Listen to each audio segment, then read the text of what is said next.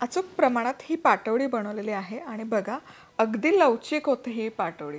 ही खाताना अजिबात घशामध्ये ठोठरा बसत नाही, कोरडी कोरडी होत नाही, एकदम लवचिक बनते, मौसूद बनते आणि कमाल लागते। अचूक प्रमाणासहित ही रेसिपी आहे। पटकन रेसिपी सुरू करूया। नमस्कार, मी मधुरा। मधुराज रेसिपी मराठीमध्ये तुम्हा सर्वांचं खूप खूप खूप मनापासून स्वागत।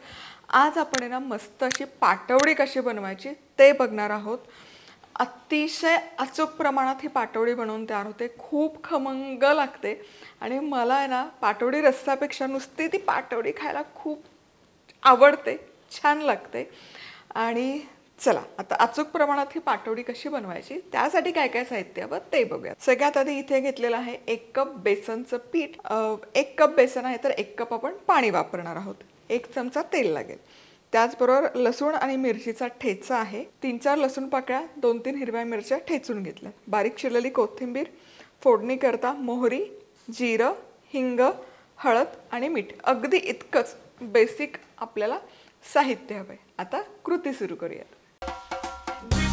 अशाच मस्त चमचमीत आणि झणझणीत रेसिपीजसाठी मधुराज रेसिपी मराठीला सबस्क्राइब करा आणि त्याचबरोबर बेल आयकॉनवरही क्लिक करा। चला आता पाटवडी तयार करूयात। तर तेल गरम केलंय, यामध्ये सगळ्यात आधी जाईल मोहरी।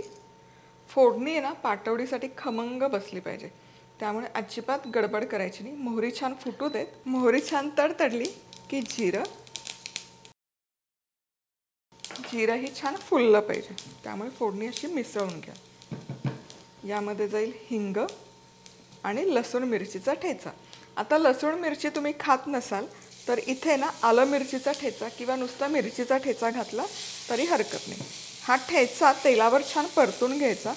मिरची अशी परतून घेतली ना की ती बाधत नाही अजिबात। काय खमंग सुवास दरवळतो या ठेचाचा, कमाल। चला आता हा ठेचा छान खमंग असा परतून झाला की यामध्ये हळद घालूयात। हळदही तेलावर परतून घ्यायची म्हणजे त्याचा रंग छान बहरून येतो।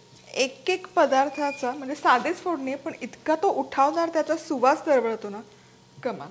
आता 1 कप चणा डाळीचं पीठ आहे तर आपण 1 कपच इथे पाणी घालतो।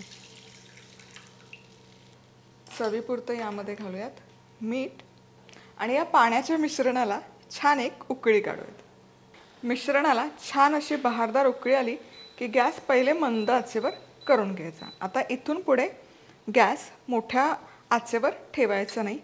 हे बेसनचं पीठ आहे, एक चाळणी घ्यायची आणि हे पीठ छान या मिश्रणामध्ये चाळून घ्यायचं म्हणजे बेसनच्या गुठळ्या होत नाहीत। सगळ्यात महत्त्वाची स्टेप आहे ही आणि गॅस अगदी मंद आचेवर करून घेतलेला आहे। सगळ्या गुठळ्या मोडून घ्यायच्या म्हणजे पाटवडी आपली एकसारखी होते। आधी हे पीठ चाळून घेतलं तरी काही हरकत नाही। आता गॅस थोडा वाढवायचा। पटकन हे बेसन यामध्ये मिसळून घ्यायचं। अजिबात आता इथून पुढे याच्या गुठळ्या राहिल्या नाही पाहिजे। एकसारखं ढवळत शिजवून घ्यायचं। बेसन चाळून घेतल्यामुळे यामध्ये गुठळी अजिबात झालेली नाही आहे। आता बेसन छान मिसळून झालं की गॅस पुन्हा मंद आचेवर करून घ्यायचं। काय दिसतंय हे, जे वाटलं असं गुठळ्या गुठळ्या होतात तर हे छान असं मोडून घ्यायचं मिश्रण म्हणजे ते एकसंध होतं।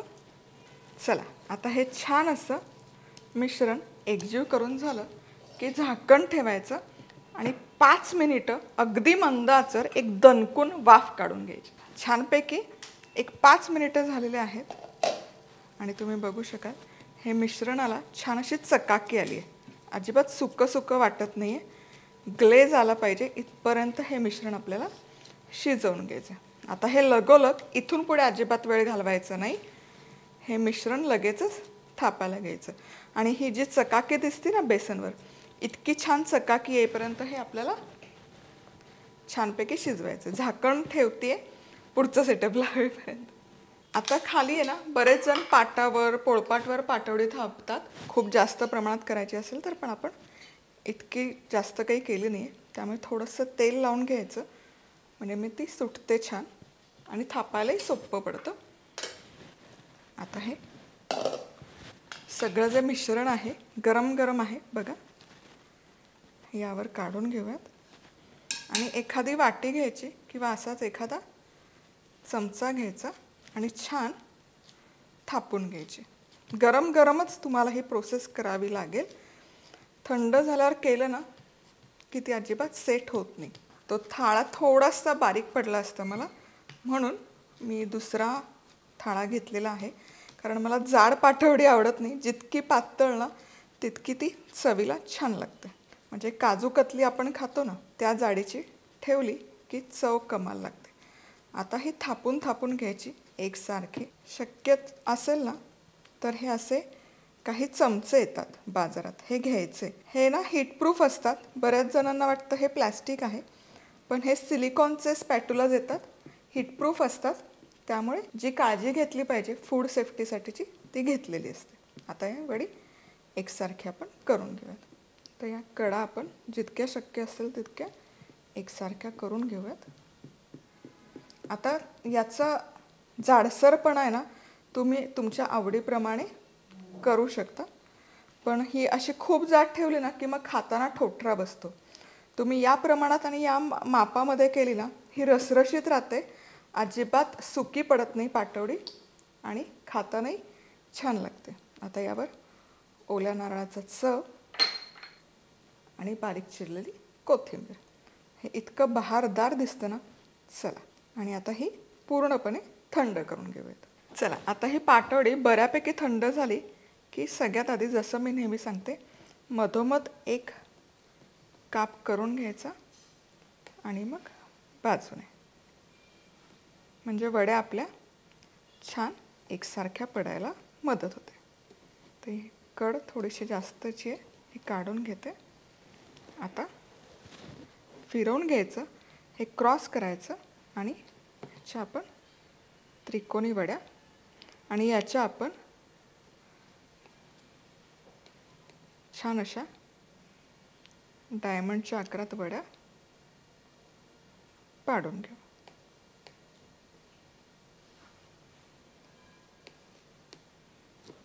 चला हे बघा, पटकन आहे ना काढून पण दाखवते. काय सुंदर झालेल्या आहेत वड्या. हे बघा छान सुटत आहेत, डिशला अजिबात चिकटून बसलेली नाही. आणि हे बघा एकदम अशी लवचिक झालेली आहे, अजिबात कोरडी पडलेली नाही.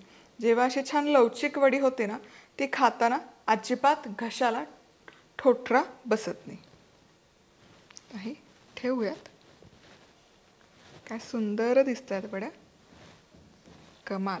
कशा खायच्या? अशाच खायला कमाल लागतात. बघा मस्त अशा लवचिक झालेल्या आहेत, कुठेच याला गुठळ्या आलेल्या नाही आहेत आणि त्याची जी चकाकी आहे ती आहे तशीच आहे.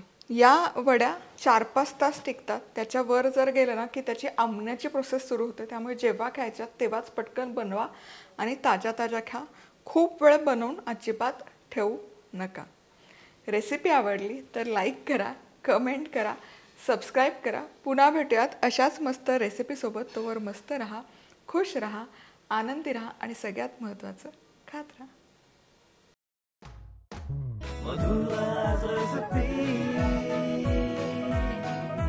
मधुराज रेसिपी, महाराष्ट्राची अस्सल चव.